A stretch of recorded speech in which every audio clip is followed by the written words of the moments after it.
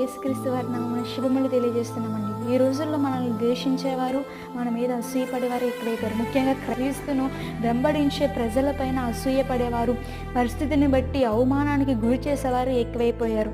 మన కుటుంబాల్లో కావచ్చు, మనం పనిచేసే చోట కావచ్చు, మన బంధువుల్లో కావచ్చు, ఎప్పుడు ఏ పరిస్థితి దొరుకుతుందా, వీరిని అవమానపరుద్దామా, వీరిని కృంగదీద్దామా అని ఆలోచిస్తూ ఉండేవారు ఉండవచ్చు.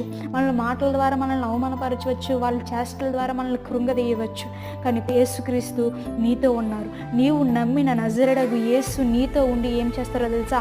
నిన్ను అవమానపరిచిన వారు ఎదుటే నీ తలను హెచ్చించి నిన్ను ఘనపరిచి, నీ అవమానానికి ప్రతిగా రెట్టింపు ఘనతను నీకు అనుగ్రహించి, మరి రాజమకుటముగా నిన్ను అవమానించిన వారందరి ఎదుట నిన్ను చేయబోతున్నాడు.